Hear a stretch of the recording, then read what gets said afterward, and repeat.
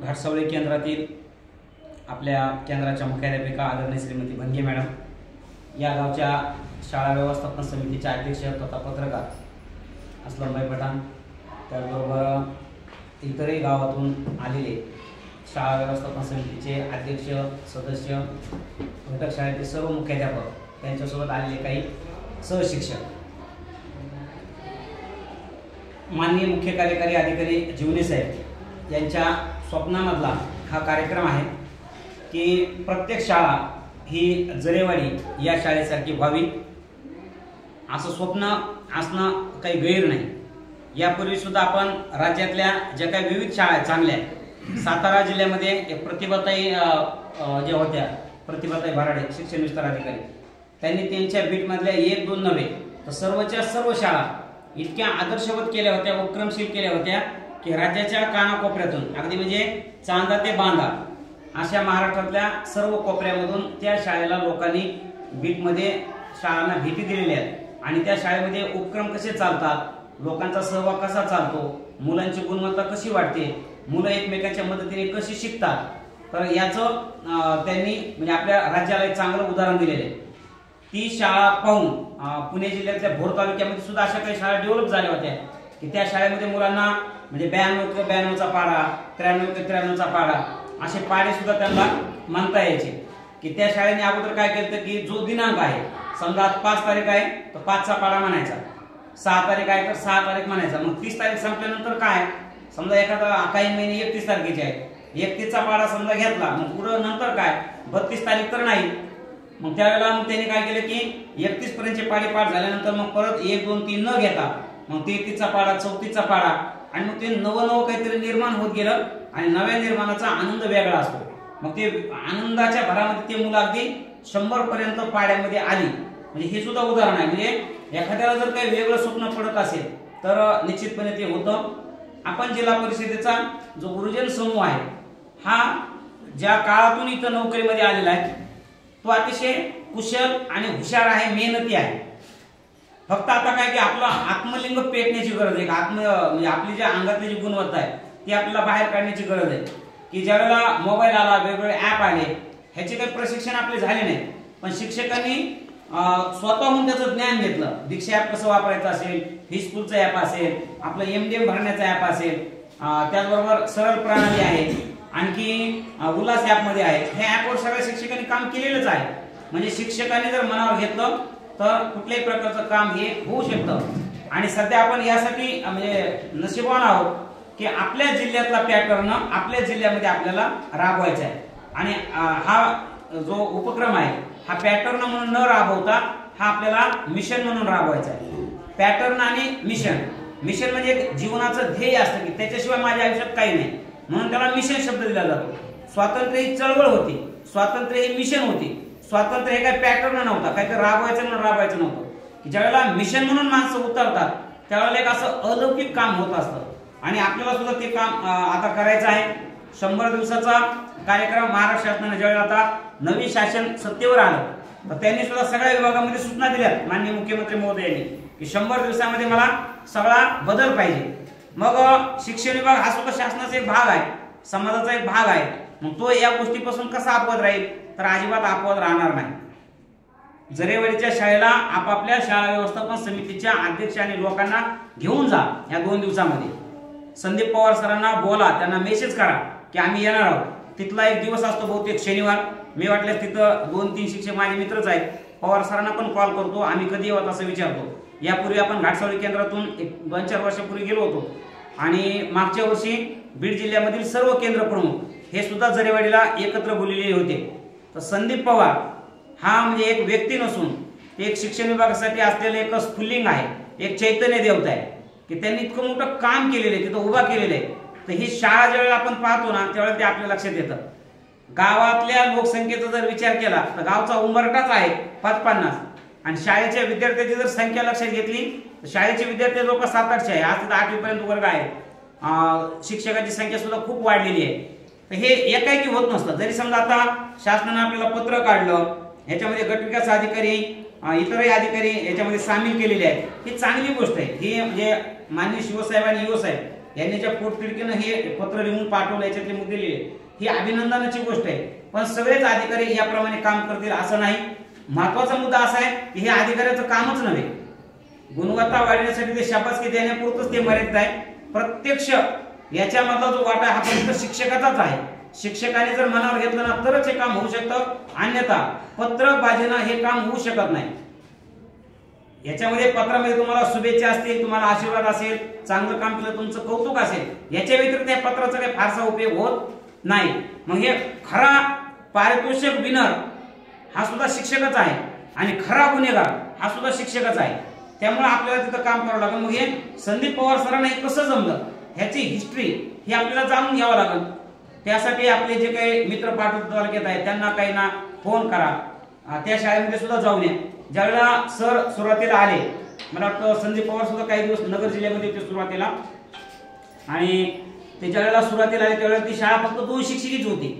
आणि मग ते काय करायचे नवीन नवीन की एका शाळेमध्ये स्वतः वर्गामध्ये शिकवायचे 2 वर्गाला, आणि 2 वर्गामध्ये त्यांनी जुन्या काळात एक 2-in-1 टेप होता बघा. बऱ्याच आता जे काही जुने शिक्षक लोक त्यांना आठवत असत, आपल्याकडे फिलिप्सचा टेप 2-in-1 साधारण 2000 ते 2007-8 पर्यंत जवळपास सर्व शाळांमध्ये होता, डीपीपी मध्ये दिलेला होता, बऱ्याच शाळेमध्ये होता. आणि जुनी जी कॅसेट चालायची ती कॅसेट त्याच्यामध्ये टाकली की बालगीत, आपलं काही रेकॉर्ड केलेला संवाद हे त्या ठिकाणी चालायचं. तर मग सर काय करायचे की काही शासनाकडून आलेल्या कॅसेट वगैरे असायच्या बालगीताच्या, बालचित्रवाणी त्यावेळेला पोच करायची, तर त्याच्यामध्ये त्या टाकल्या जायच्या टेपमध्ये आणि मुलांना ते गाणे ऐकायला वगैरे दिले जायचे. मग सरांनी काय केलं, त्याच्यात थोडासा बदल केला. सरांनी स्वतः शिकवलेलं रेकॉर्ड केलं त्याच्यामध्ये आवाज, आणि मग ज्या वर्गाला काहीतरी काम द्यायचंय त्या वर्गामध्ये तो टेप लावून द्यायचा, मुलं ते निवांत ऐकत बसायचे, आणि सर काय करायचे की दुसऱ्या वर्गामध्ये जाऊन शिकवत बसायचे. मग गावातल्या लोकांची एक गोष्ट लक्षात आली, किंवा टेप मधला कसं काय आवाज येतोय, सरचा आवाज दुसऱ्या वर्गात आहे, अजून पण एका वर्गातून आवाज येतो. मग गावचे त्यावेळेचे समजा पोलीस पाटील असतील, शाळा व्यवस्था समितीचे सदस्य असतील, त्यांनी काय केलं, मग आवाज आला म्हणून डोकावून बघायला सुरुवात केली की इथं काय आहे नवं, आणि मग ते एकदम आपलातून बदल. ते सुद्धा म्हणजे गावातला व्यक्ती आल्यानंतर हे बघा, गाव कसंही असू द्या पण ते चांगल्याला चांगलं म्हणणारं असतं हे तर आपल्याला मान्यच करावं लागेल. की ते ज्यावेळेला म्हणजे आले त्यांनी बघितलं की टेप मध्ये गुरुजी बोलतायत आणि दुसऱ्या वर्गात सुद्धा गुरुजी बोलतायत, आणि मग त्यांनी काय केलं, मग गावातले जे काही शिकलेले तरुण आहेत ते तरुण सरांना मदत करायला द्यायला सुरुवात केली. की वर्गातली शिस्त लावण्यासाठी असेल, मुलांचा अभ्यास बघण्यासाठी असेल, अभ्यास तपासण्यासाठी असेल, आणि मग हळूहळू काय झालं की शेजारच्या पण गावची मुलं त्या शाळेमध्ये येऊ लागली. 4थीचा वर्ग 5वीवर गेला, 5वीचा 6वीवर गेला, 7वीवर गेला, आणि अशा पद्धतीने संदीप पवार सर हे बीड जिल्ह्यामध्ये खूप मोठं आणि आदर्श व्यक्तिमत्व ठरलं. की त्यांना भारत सरकारचा राष्ट्रपती पुरस्कार सुद्धा भेटलेला आहे, आणि बीड जिल्हा परिषदेचा सगळ्यात कमी सेवा असताना त्यांना बीड जिल्हा परिषदेचा आदर्श शिक्षक पुरस्कार सुद्धा मिळालेला आहे. आणि ह्या पुरस्काराच्या खूप वरचे संदीप पवार सर आहेत. की आपण जर त्या माणसाला जवळून पाहिलं, त्यांना जर ऐकलं ना, याची आपल्याला प्रचिती येते. शिक्षण विभागामध्ये एक चांगला माणूस आहे की आजूबाजूच्या शाळा पटसंख्या कमी होते म्हणून एखाद्या ठिकाणचे शिक्षक कमी होत आहेत, आणि हे पण जिल्हा परिषदेच्या शाळेमध्येच घडत आहे.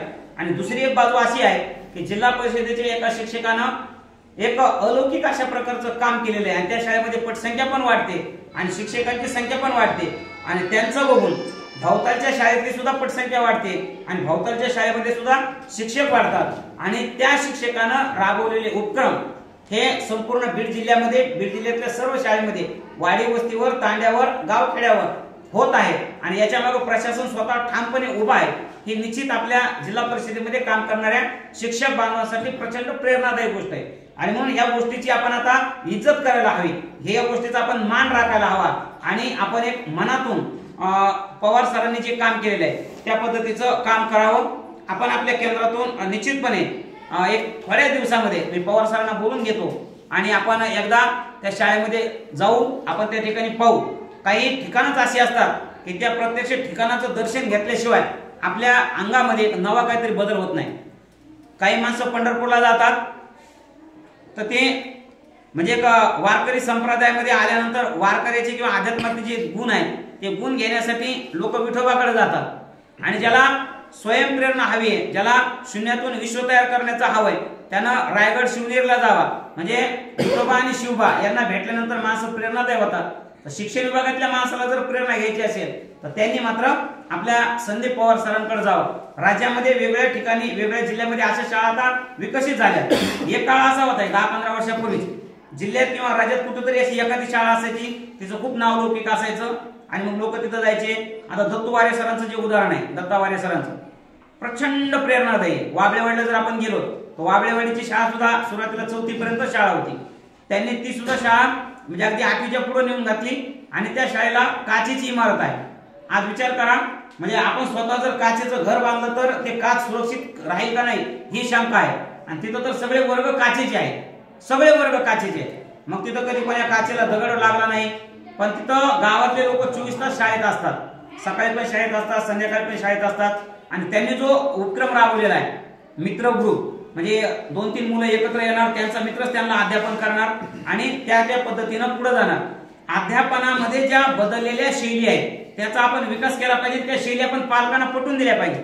आता इथं काय होतं की समजा आपण जर असं पण होऊ शकतं, एखाद्या मुलाला जर त्या वर्गामध्ये शिकवायला जर उभा केलं, तो जर मुलगा चांगलं शिकवत असेल तर लगेच पालक काय म्हणणार, ते आता काय गुरुजीला कामच उरलं नाही, तिथं त्या वर्गात मी 2दा-3दा गेलो आणि ते पोरं शिकवित येतं. पण आपल्याला ते पटवून द्यावं लागेल की त्या मुलांना का शिकवायचंय. कारण 5वी मध्ये आणि 8वी मध्ये नापास करण्याची जी पद्धत आहे ती कोणामुळे जर नापास झाली असेल तर ती शिक्षकांमुळे पालकांमुळेच नापास झाली. कारण ज्यावेळेला ही पद्धत सुरुवातीला आली होती त्याच्यामध्ये असं सांगितलेलंच होतं की मुलाला जे येतंय त्याचं मूल्यमापन करा. एखादा मुलगा गायकीत चांगला असेल, चित्रकलेमध्ये चांगला असेल, की तो मुलगा असा आयुष्यात आत्मविश्वासाने उभा राहायला पाहिजे. शिक्षण हीच काही एक मोठी गोष्ट नाही आयुष्यामध्ये, काय लिहिता वाचता यावं हेच काय मोठं नाही. आता ज्या लोक शाळेत शिकलेच नाही ते काय आयुष्यात अयशस्वी थोडेच झाले. भले त्यांनी ऊसतोडी केली असेल, दुकानदारी टाकली असेल, हॉटेल टाकले असतील, व्यवसाय केले असतील, पण त्यांच्या हाताखाली आज 10-5 पोरं कामाला आहे. म्हणजे शाळेत त्यांची पावलं गेली नाहीत म्हणून ती माणसं आयुष्यात अयशस्वी झाली नाहीत. 5वीला आणि 8वीला नापास करून आपण त्या मुलांचा म्हणजे खूप मोठा अपमान करत आहोत. आणि जे काही सुरुवातीला मूल्यमापनची जी प्रक्रिया होती की मुलांना जे येतंय त्यासाठी 8 वेगळ्या प्रकारची तंत्र होती, तंत्राचा अभ्यासच आणि गुरुजींनी केला नाही.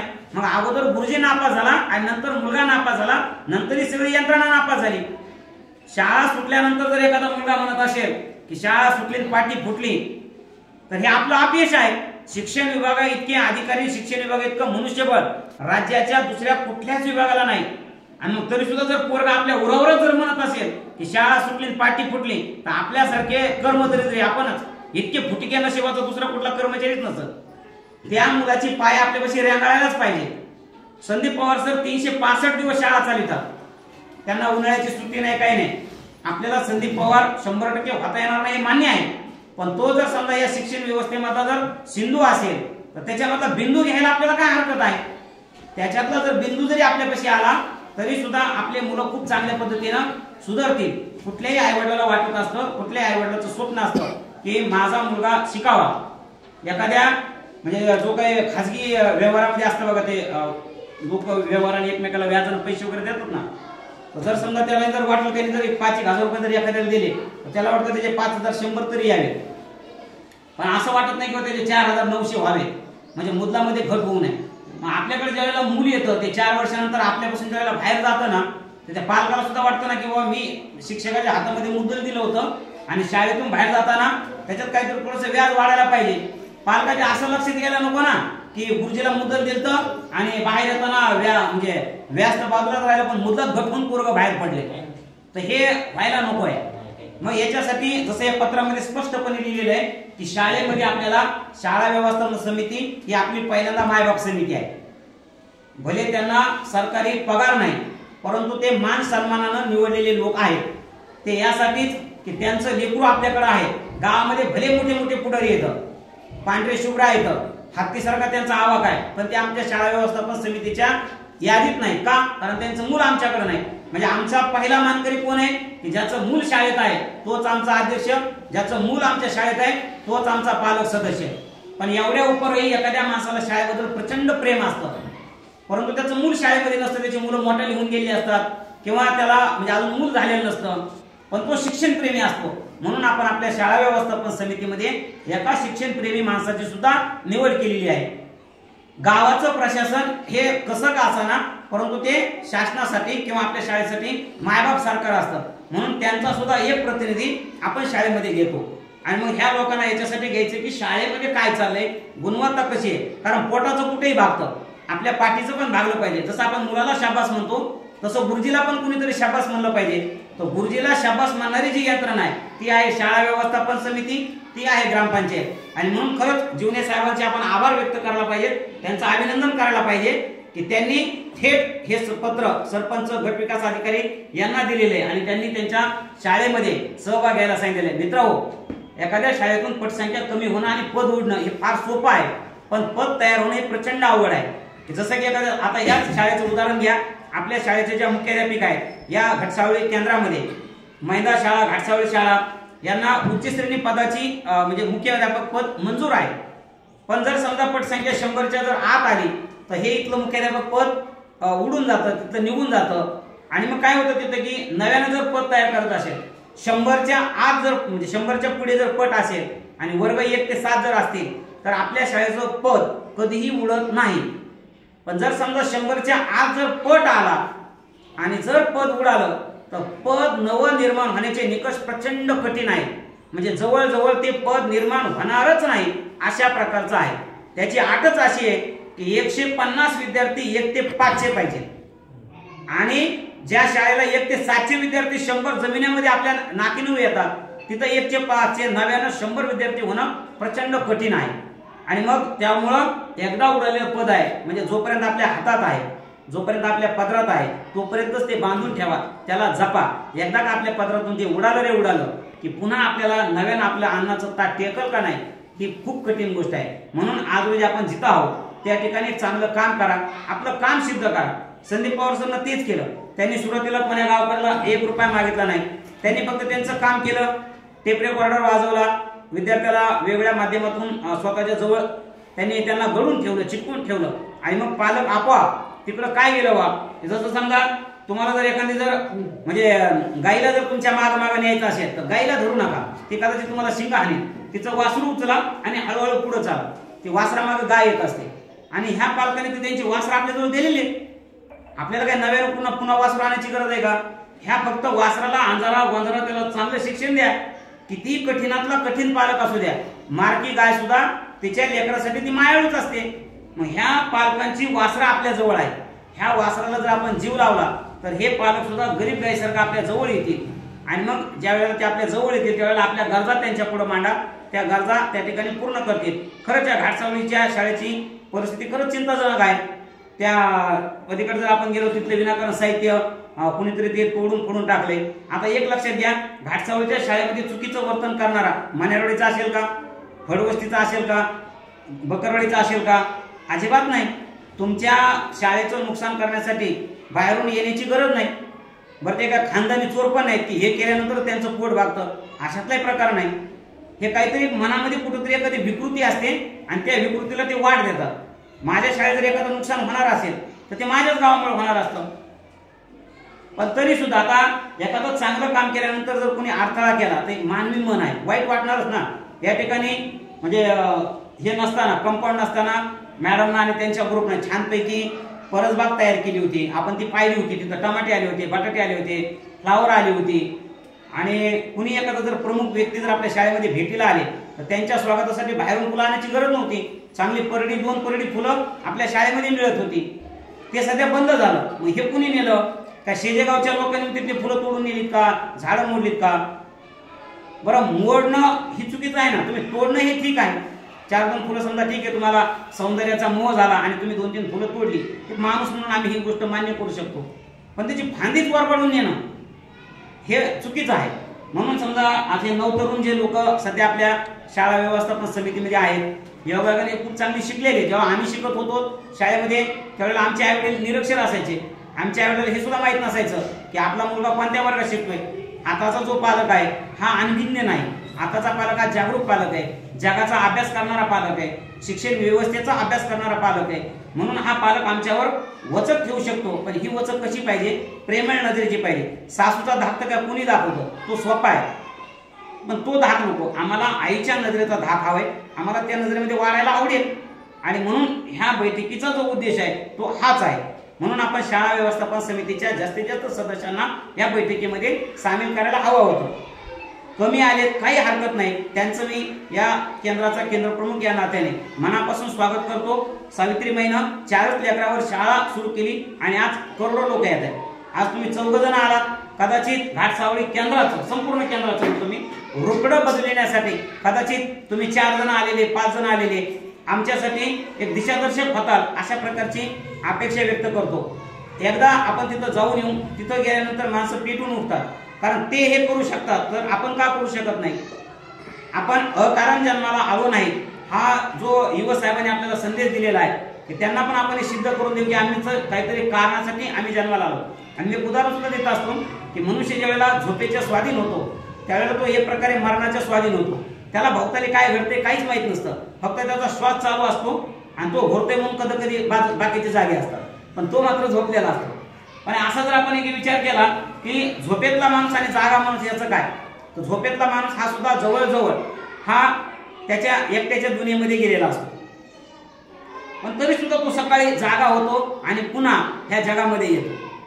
तर मला असं वाटतंय की ज्यानं आम्हाला उठवलं तो मुस्लिमचा अल्लाह असेल, हिंदूचा राम असेल, अजून कोणाचा देव असेल अन्य धर्मीयाचा, त्यानं उठल्या उठल्या आपल्या स्वतःच्या ईश्वराचा आभार व्यक्त करावेत की मला त्यानं जाग आणली आणि मी उठलो. आणि त्यानं लगेच हे सुद्धा म्हणावं की मरण्याच्या तर अनेक संधी मला येतात पण तरी मी जिवंत राहतो. ह्याचं कारण असं की माझं काहीतरी काम बाकी राहिलं असेल, मग ते काम पूर्ण करूनच मला बहुतेक माझा ईश्वर संपविणार आहे. मग त्यानं मला जर आज संधी दिली असेल तर त्याने उद्या उठवायची वाट कशाला बघायची. आज काहीतरी वेगळं करावं, ते वेगळं असं असावं की जे आपण काल केलं नव्हतं. जे काल नव्हतं केलं ते त्याने आज करावं, जे आज नाही केलं ते त्याने उद्या करावं. अशा पद्धतीने त्यानं त्या शिक्षण व्यवस्थेमध्ये बदल करावा. आपल्याला असं शाळेमध्ये भरपूर प्रकारचं काम आहे. मुलं आपली वाट बघतात, येतात, शिकतात. आपण खरोखर नशिबान आहोत की आपण जी मुलं चंचल आहेत, जी मुलं चैतन्य आहेत त्यांच्या म्हणजे आयुष्यामध्ये आहोत. नाही तर आपल्यापेक्षा खूप मोठे मोठे व्यवसाय आहेत, आपल्यापेक्षा प्रतिष्ठेचे सुद्धा व्यवसाय आहेत. वकिलीचा व्यवसाय आहे, सगळेजण त्याला वकील साहेब म्हणतात.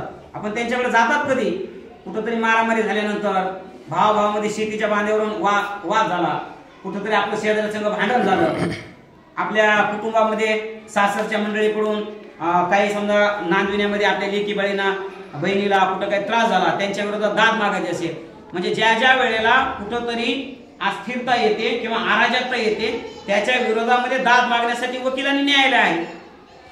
आपलं फारच चांगलं झालं म्हणून आपण सुखासुखी एखाद्या वकिलाला जाऊन भेटून आलात का, आठवून बघा मागच्या आयुष्यामध्ये, अजिबात नाही. हे भले भले मोठे मोठे दवाखाने उभे आहेत, इतके प्रचंड शिकलेले डॉक्टर आहेत. पूर्वीच्या काळी तर जनरल डॉक्टरवर तरी भागायचं, आता तसं नाहीच आहे. आता अगदी कानाचे वेगळे, डोळ्याचे वेगळे, नाकाचे वेगळे, पाठीचे नुसते 3 मणक्याचे सुद्धा डॉक्टर वेगळे, बाकीचे मणके तर सोडून द्या. मग त्यांच्याकडे आपण असं जातो का गप्पा मारायला, अजिबात नाही. ज्या वेळेला आपल्याला वेदना आहे आणि वेदनेच्या मुक्तीवर औषध पाहिजे त्याच वेळेला आपल्याला डॉक्टर आठवतो.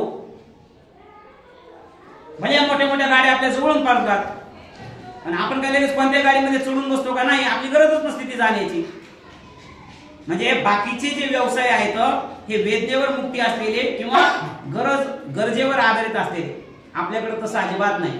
आपल्याकडे जे मूल येतं ते अशासाठी येतं की माझ्या डोळ्यामध्ये माझ्या कानामध्ये असं काहीतरी पेरा की जेणेकरून मी या शाळेमध्ये ज्यावेळेला बाहेर जाईल आणि मोठा होईल त्यावेळेला मी आनंदानं माझ्या गुरुजीने मला हे शिकवलं होतं हे मोठ्या आवाजामध्ये सांगायला जाईल.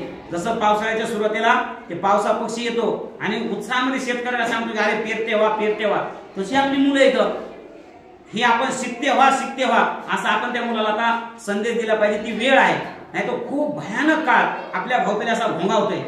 खूप विकार आहे. गांधील माशीचं मोठं पोळ एखादं असं तुटून पडावं अशा प्रकारे आपल्या चहू बाजूने विकार आहे. ते विकार आपल्याला नांगी मारण्याच्या बेतात आहेत आणि म्हणून आपल्याला आता स्वतः वाचायचं आहे. म्हणून ह्या मुलांना जे आपल्यातलं चांगलं आहे ते देण्याचा प्रयत्न करा. खरोखर शिक्षण विभागानं खूप चांगला उपक्रम या ठिकाणी आणलेला आहे. आणखी एक विशेष बाब की हे कुठून असं बाहेरचं नाही की आपल्याला असं म्हणता येणार नाही. आपल्याकडे बऱ्याच वेळेला असा सूर असतो की त्यांना काय लागून गेले, ते एसी मध्ये बसलेले आहेत, काचेच्या म्हणजे दालनात बसलेले, तिथून त्यांनी काढलेले. संदीप पवार हा तुमच्या आमच्यासारखा हाडा मासाचा माणूस आहे, तुमच्या आमच्यासारखाच आहे. आणि त्या ज्या शाळेत संदीप पवार सरनं काम केले ती शाळेची जरीवडी 100% लोक ऊस तोडले आहेत. आपल्याकडे जसं त्या महादेव तांड्याला जा थोड्या दिवसामध्ये, तिथं फक्त आपले ते येवले सर सपुत्रे सर आणि त्या 2-3 म्हातारे मी 10 वर्षापासून पाहतो, त्याच्या व्यतिरिक्त नवं माणूस दिसत नाही. सगळे लोक ऊसतोडीला जातात, पण ती तिकडे ऊसतोडीत असताना पायामध्ये काटा बुडत असताना त्याची माय एक डोळ्यात हिरवं म्हणजे पायात लाल रगत आहे. विठ्ठल वाघाची कविता आहे की माय काय करते, पायात रगत बघते पण डोळ्यात लेकराचं हिरवं सपन बघते. ती तिकडे ऊस तोडायला, पण तिला तिच्या तिचं लेकरू तिला तिच्या डोळ्यामध्ये दिसतं, त्या फाडात दिसतं. त्या जरेवाडीचे लोक 100% सगळे कुटुंब ऊस तोडायला जाणारे. त्यांनी अक्षरशः वेळ प्रसंगी पूर्ण उचेलच्या उचेल शाळेला दिली, परंतु शाळेमध्ये त्यांनी भौतिक सुविधा इतक्या वाढवल्या की आता तुम्ही त्या शाळेमध्ये जा, आपण जाणारच आहोत. ती शाळा बघितल्यानंतर असं वाटतं खरंच हा संपूर्ण देहच बदललाय.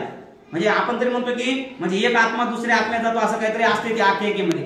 पण संदीप पवार सरच्या शाळेमध्ये जर आपण भेटून जर आलो ना, असं वाटतं की हा देह अंतर्बाह्य बदललाय आणि काहीतरी आता नवं काम करायचंय. डोळ्यामध्ये वेगळी चमक येते. ती चमक घेण्यासाठी त्या पत्राच्या आधारे आपण एकदा नक्की त्या शाळेमध्ये जाऊ, खूप चांगलं काम करू. आपण खूप गुणी माणसं येतो, स्वतःला ओळखा, खूप गुणी माणसं आहेत आणि एकेकाळचे आपण खूप टॅलेंट लोक आहेत. हे आजूबाजूला काय झालं की इतका राखुंडा त्या विस्त्यावर बसलाय ना, म्हणून त्या विस्त्यानं पळण्याचं सोडायचंच नाहीये. आपल्यामध्ये चमक आहे, त्या थोडंसं राखेला फुंकर मारा. आपण खूप गुणी माणसं आहोत आणि आपली जेवढी कदर आहे समाजामध्ये इतर कुठल्याही म्हणजे नोकरीच्या व्यवसायात नाही. कारण शाळा बदलतात ह्या फक्त गुरुजीमुळे. समजा टासपुडे सरांच्या शाळेतल्या 10-5 मुलं नोकरीला जर लागले, ते म्हणणारच नाहीत की समंदर खान बी होते, सोनवणे साहेब बी होते, अजून कोणी होतं आम्ही सुधारलो. अजिबात नाही. कोण शिक्षण अधिकारी होत आहे आणि कोण गट शिक्षण अधिकारी होते, कोण विस्तार अधिकारी होते, कोण केंद्र प्रमुख, याच्याशी पोराचा अजिबात संबंध नसते. मुलाचा थेट संबंध तुमचा आहे. म्हणून मी अगोदर म्हणलो होतो वाटोळ्यासाठी पण गुरुजीच जबाबदार. आणि त्या मुलाचा जर एक मोठा आविष्कार जर झाला, त्याचं जर खूप कल्याण झालं, त्याला सुद्धा फक्त गुरुजीच जबाबदार. वाटोळ्यासाठी आणि चांगल्यासाठी फक्त गुरुजी. उगाच आता कोणाला नाव ठेवण्यामध्ये मतलब नाही. पण तरी सुद्धा ज्यावेळेला आपण खूप करतो आणि त्याला कुणीतरी फडसापणा करतं की त्यावेळेला माणूस नाव वेल होतो. तर तेवढ्यासाठी आपण असे जे काही 10-5 लोक आहेत की ज्यांना शिक्षणाबद्दल आस्था, जे आपल्यासोबत येतात, आपल्याशी चर्चा करतात, त्यांना घेऊन आपण हे मिशन राबवूया आणि आपल्या शाळेचा त्रास कसा कमी होईल यासाठी प्रयत्न करूया. खूप काही बोलण्यासारखं आहे, तरी पण थांबतो, आपल्याला काम करायचं आहे. या ठिकाणी सर्वजण आला, आपल्या केंद्रातील सर्व मुख्याध्यापक बांधव, त्यांच्यासोबत आलेले सहकारी शिक्षक बांधव आणि शाळा समितीचे अध्यक्ष आणि काही सदस्य, एक शिक्षणाच्या प्रेमापोटी आपण इथं आलात. आम्ही तुम्हाला शिक्षणाचे पथिक समजतो, मायबाप समजतो. तुम्हाला केंद्राच्या वतीनं मनपूर्वक शुभेच्छा देतो आणि या ठिकाणी थांबतो. धन्यवाद.